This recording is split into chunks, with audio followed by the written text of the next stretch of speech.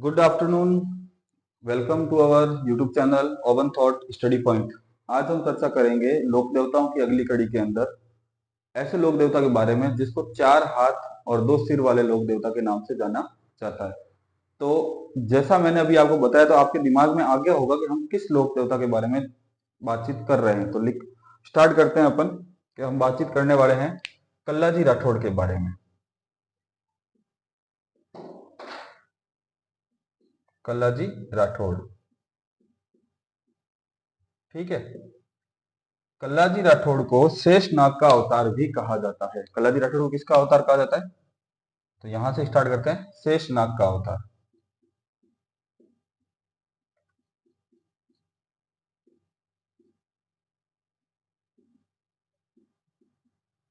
कल्लाजी राठौड़ को शेषनाग का अवतार भी कहा जाता है। कल्लाजी राठौड़ को 4 हाथ व 2 सिर, 4 हाथ व 2 सिर वाले देवता भी कहा जाता है, ठीक है। आगे देखिए, और किस नाम से कल्लाजी राठौड़ को जाना जाता है? तो ध्यान रखना, कल्लाजी राठौड़ को योग के ज्ञाता, योग के ज्ञाता के रूप में भी जाना जाता है, ठीक है। आगे देखिए, औषधि या जड़ी बूटियों के ज्ञाता, जड़ी बूटियों के ज्ञाता ज्यादा सही रहेगा, लिख दीजिए जड़ी बूटियों के ज्ञाता।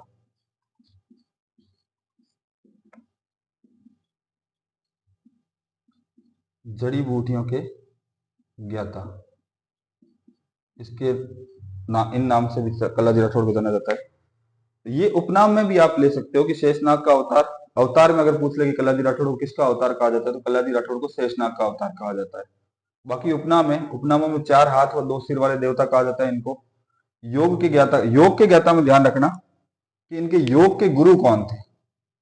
तो इनके योग गुरु थे, योग गुरु, तो वो थे भैरवनाथ। इन्होंने योग की जो शिक्षा है वो भैरवनाथ से ली थी, ठीक है ना।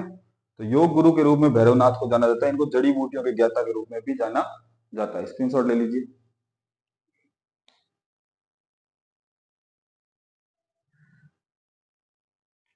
ठीक है। अब चर्चा करते हैं इनके माता और पिता के बारे में।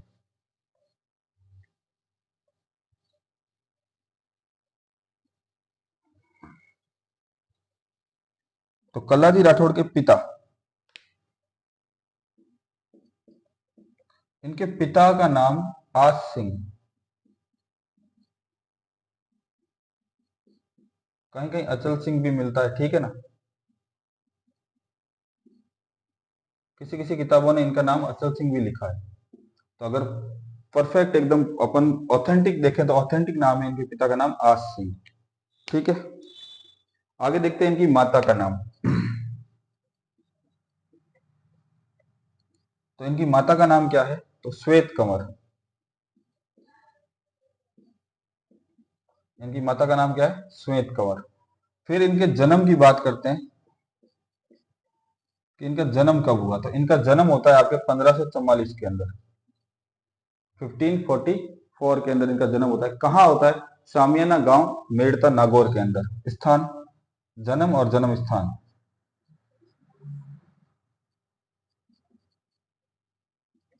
सामियाना गांव,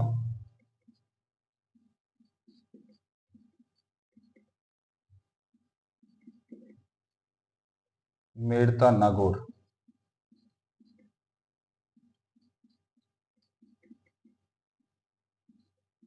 नागौर के अंदर इनका जन्म होता है। आगे देखिए, आगे की कड़ी में इनकी बुआ, किनकी? कल्लाजी राठौड़ की बुआ। इनकी बुआ का नाम है मीराबाई।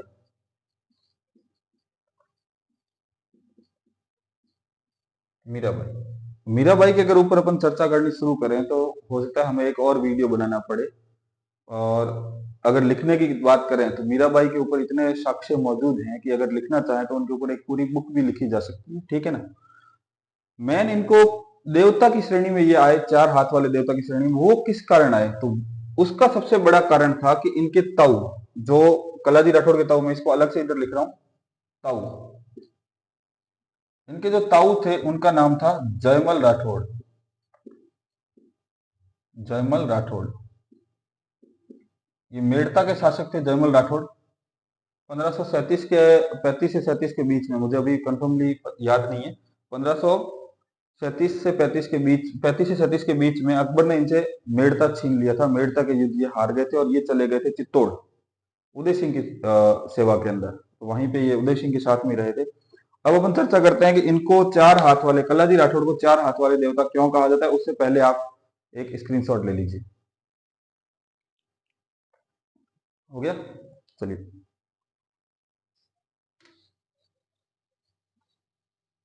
जयमल राठौड़, ध्यान रखना कि जयमल राठौड़ बड़े ही प्रसिद्ध योद्धा भी थे और इनकी प्रसिद्धि भी चित्तौड़ के अंदर आज भी इनकी प्रसिद्धि गाई जाती है। तो इनको बात करते हैं अपन कलाजी राठौड़ की। तो कलाजी राठौड़ को चार हाथ, चार हाथ व दो सिर वाले देवता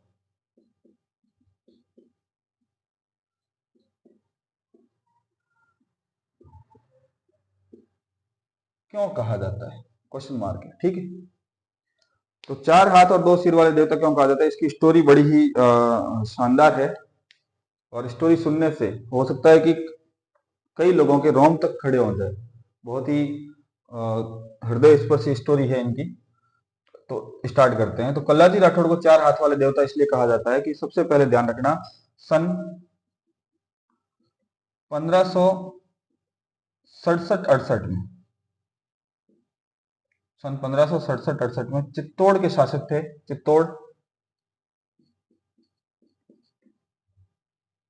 चित्तौड़गढ़ लिख देता हूं पूरा, चित्तौड़गढ़ के शासक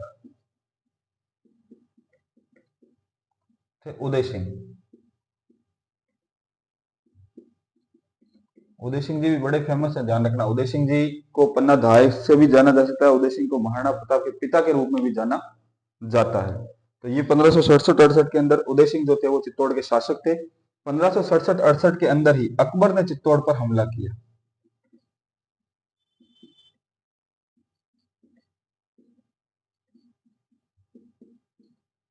अकबर ने चित्तौड़ पर हमला किया। जब अकबर ने चित्तौड़ पर हमला किया तब जितने भी इनके सेनापति थे, इनके मंत्री थे, इन्होंने सबने मिलकर एक मीटिंग बुलाई और उस मीटिंग के अंदर ये तय हुआ कि उदय सिंह जी को सुरक्षित यहां से दूर भेज दिया जाए, क्योंकि अगर उदय सिंह जी जीवित रहेंगे तो अपनी लड़ाई आगे जारी रहेगी, ठीक है ना। तो उदय सिंह जी को कहां भेज दिया गया, गोगुंदा भेज दिया गया। इस 67-68 के युद्ध के अंदर ये चले गए गोगुंदा। कहां चले गए, ध्यान रखते रहना साथ साथ में, और साथ साथ में नोट करते रहना। तो ये उदय सिंह जी चले गए गोगुंदा, गोगुंदा में वहां पे ये सुरक्षित पहुंचा दिए गए। 1567-68 को ही चित्तौड़ का तीसरा साका कहा जाता है, चित्तौड़ का तीसरा साका। साके का मतलब तो समझते हो सारे, साका अगर शब्द आ जाए तो साके का मतलब समझते हो या नहीं समझते हो। साके का मतलब होता है कि पुरुष जो है वो केसरिया वस्त्र पहनकर बाहर युद्ध करेंगे, उनका एक ही लक्ष्य होगा, ज्यादा से ज्यादा दुश्मन की सेना को हानि पहुंचाना। और महिलाएं अंदर जौहर करेगी, जौहर मतलब या तो खुद अग्नि में समर्पित हो जाएगी या जल जौहर करेगी, ठीक है ना। तो शाखा हो, तो ये तीसरा शाखा होता है चित्तौड़ का 1567-68 के अंदर। किसके काल में, उदय सिंह था शासक थे, और किसने हमला किया था, मुगल बादशाह अकबर ने चित्तौड़गढ़ के ऊपर हमला किया था। तो जब उदय सिंह गोकुंदा चले गए तो पीछे चित्तौड़ जो था, तो चित्तौड़ किनके भरोसे छोड़ के गए, तो चित्तौड़ छोड़ के गए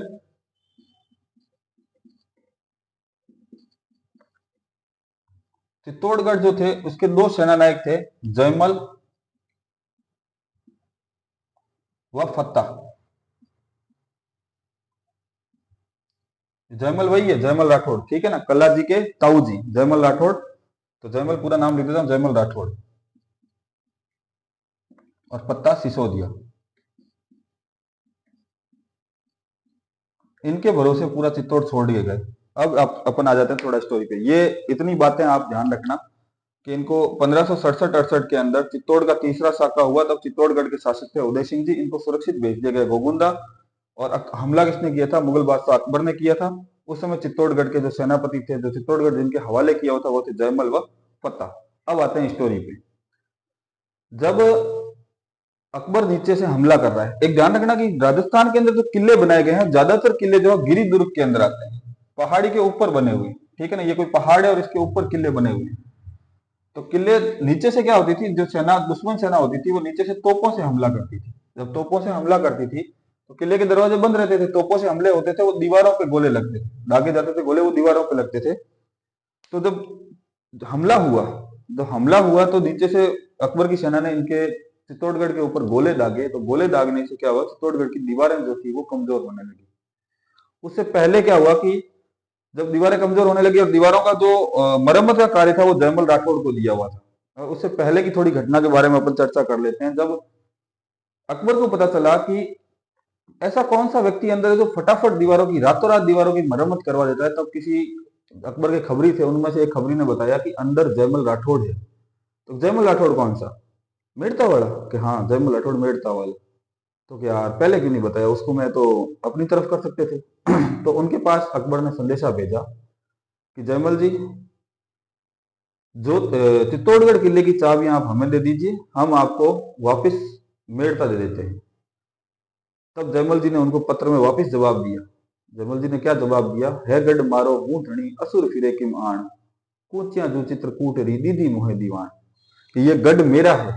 अभी ये गढ़ किसका है, मेरा है, इसका धनी मैं हूं। है गढ़ मारो मुंह धनी, अभी ये गढ़ मेरा है, इसका धनी यानी इसका रखवाला मैं हूं। असुर फिरे की मान, तेरे जैसे असुरों को मैं इस किले के अंदर ऐसे नहीं आऊंगा। कूचिया जो चित्रकूट री, चित्तौड़गढ़ किले का उपनाम आया हुआ यहाँ चित्रकूट।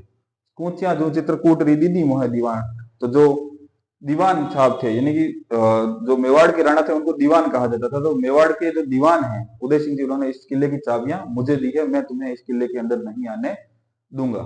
तब अकबर ने थोड़ा लालच और बढ़ाया। और लालच बढ़ाया तो क्या बोला अकबर ने कि मैं आपको मेड़ता तो दूंगा ही, मेड़ता के अंदर, मेड़ता के साथ साथ मैं आपको पूरा नागौर दे दूंगा। और नागौर बड़ा विस्तृत एरिया था। तो सोचा अकबर ने कि शायद हो सकता है जयमल अब इस लालच के अंदर आ जाए और चित्तौड़ की चाबियां मुझे दे दे। अकबर ने संदेश लिख के भेजा। जब संदेश लेके गया तो जयमल जी ने देखती, जयमल जी की आंखों के अंदर अंगारे उठ गए। और जयमल जी बड़े क्रोधित स्वभाव के, क्रोधित होकर जयमल जी ने बोला, क्या बोला जयमल जी ने कि भूख न मेटे मेड़ तो न मेटे नागौर।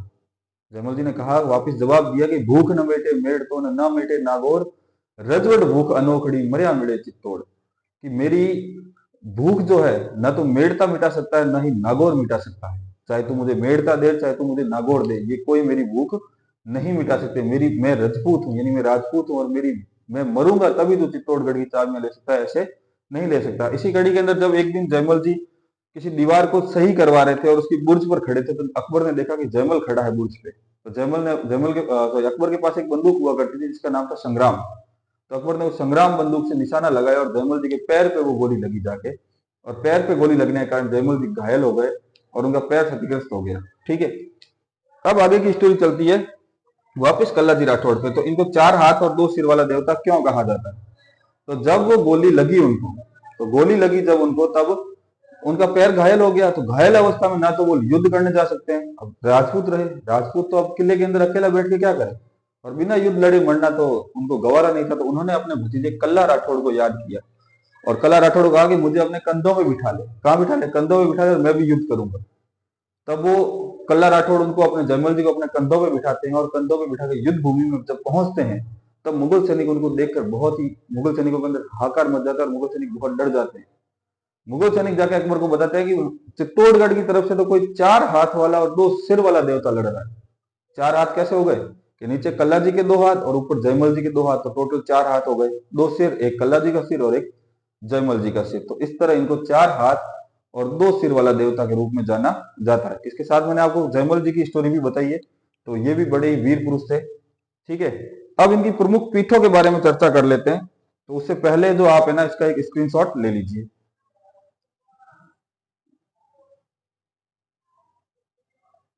हो गया?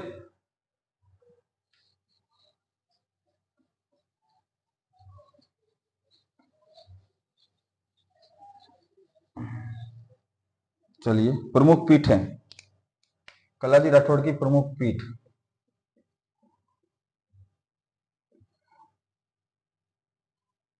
सॉरी। तो प्रमुख पीठें कहाँ कहाँ है उसके बारे में चर्चा कर लेते हैं। तो सबसे पहली मुख्य पीठ जिसको बोलते हैं, मुख्य पीठ, ध्यान रखना, मुख्य पीठ। मुख्य पीठ जो है इनकी रनेला, रनेला है। रनेला देखो कहीं कहीं किताबों के अंदर डूंगरपुर आया हुआ है, कहीं किताबों के अंदर बांसवाड़ा आया हुआ है। और मैंने जब रनेला के बारे में थोड़ा बहुत सर्च किया तो सर्च के अंदर मुझे जानकारी मिली कि इसका पिन कोड जो है वो 307001 है। रनेला का पिन कोड क्या है? 307001, जो कि सिरोही के अंदर आता है। ठीक है, तो जहां तक मुझे पता है कि रनेला सिरोही के अंदर है, तो ऑथेंटिक भी है। 307001 पिन कोड है, तो पिन कोड के अनुसार रनेला कहाँ आता है?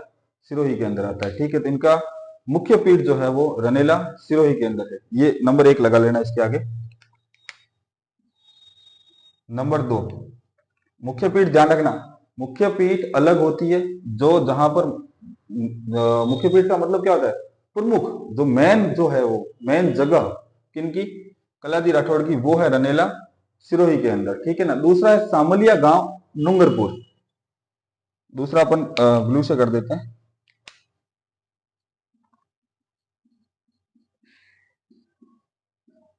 सामलिया गांव डूंगरपुर। दूसरी जगह का है सामलिया गांव डूंगरपुर। ध्यान रखना, सामलिया गांव डूंगरपुर के अंदर जो इनकी मुख्य पीठ है दूसरी, वहां पर इनकी काले पत्थर की, कैसी? काले पत्थर की मूर्ति की पूजा की जाती है। मूर्ति कैसी है? काले पत्थर की। ये क्वेश्चन आ सकता है, इस क्वेश्चन पे ध्यान रखना। जो इनकी सामलिया गांव डूंगरपुर के अंदर जो मूर्ति है वो काले पत्थर की है। तो ध्यान रखना, एक क्वेश्चन आ सकता है, काले पत्थर की मूर्ति किस लोक देवता की है? तो वो है कल्लाजी राठौड़ की। काले पत्थर की मूर्ति, कल्लाजी राठौड़ की काले पत्थर की मूर्ति कहां पर है? सामलिया गांव डूंगरपुर के अंदर। घुमा फिरा के क्वेश्चन आ सकता है, तो अपने को तैयार होना चाहिए क्वेश्चन की, कैसे क्वेश्चन तैयार रखना है। दूसरा ध्यान रखना कि यहां पर सामलिया गांव डूंगरपुर के अंदर जो इनको भोग लगता है, भोग लगता है किसका लगता है? अफीम का। और इनके केसर चढ़ाई जाती है।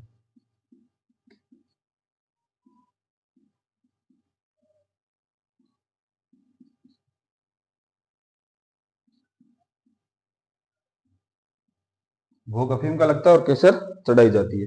तीसरी अपन चर्चा कर लेते हैं, एक छतरी है इनकी, कल्लाजी राठौड़ की एक छतरी बनी हुई है। तो यहां लिख रहा हूं तीसरा नंबर लगा के,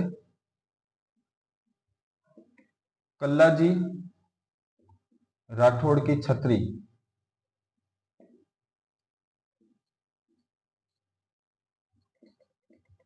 तो कल्लाजी राठौड़ की जो छतरी है वो बनी हुई है जहां इन्होंने युद्ध किया था। कहां किया था इन्होंने युद्ध? इन्होंने युद्ध चित्तौड़गढ़ पे किया था। कब किया था? 67-68, 1567 1568 में के आसपास। तो इनकी छतरी जो बनी हुई है, छतरी चित्तौड़गढ़,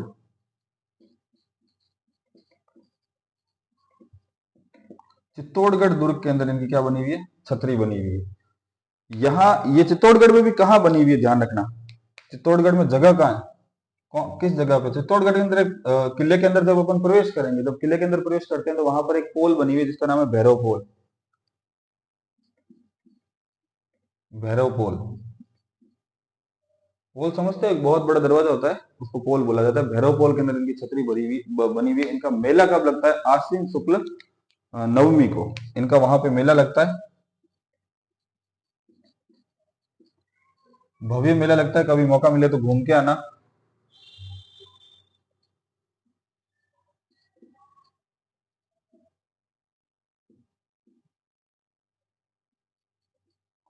आश्विन शुक्ल नवमी को। तो एक बार वापस देख लीजिए, कल्लाजी राठौड़, कल्लाजी राठौड़ की जो प्रमुख पीठें हैं कहाँ कहाँ है? मुख्य पीठ जो है वो रनेला गांव है। रनेला गांव कहाँ है? सिरोही के अंदर, अकॉर्डिंग टू पिन कोड। दूसरी इसकी इनकी जो है वो मुख्य पीठ कहाँ पर है? सामलिया गांव डूंगरपुर के अंदर। यहाँ पर भी काले पत्थर की मूर्ति की पूजा की जाती है। उस मूर्ति को अफीम का भोग लगाया जाता है और केसर चढ़ाई जाती है। तीसरा नंबर पे आता है कल्लाजी राठौड़ की छतरी। तो कल्लाजी राठौड़ की छतरी कहाँ पर है? चित्तौड़गढ़ के अंदर। चित्तौड़गढ़ में भी कहाँ? भैरव पोल के पास में। यहाँ पर मेला बढ़ता है आश्विन शुक्ल नवमी को, बहुत भव्य मेला बढ़ता है। ठीक है, उसके साथ ही आप लोग जितने भी हो, जितने भी व्यूवर्स हैं जो देख रहे हैं, वो आगे से आगे शेयर करते रहिए चैनल को, ताकि हर एक स्टूडेंट तक इसकी जानकारी पहुंचे। और लोगों ने कमेंट भी काफी किए हैं, ठीक है, और कमेंट मुझे अच्छे भी लगे बहुत सारे। कुछ कमेंट्स है जिन पे उन्होंने क्वेश्चंस भी पूछे हैं, तो मैंने उनको आंसर देने की कोशिश की है। थैंक यू, बने रहिए साथ में।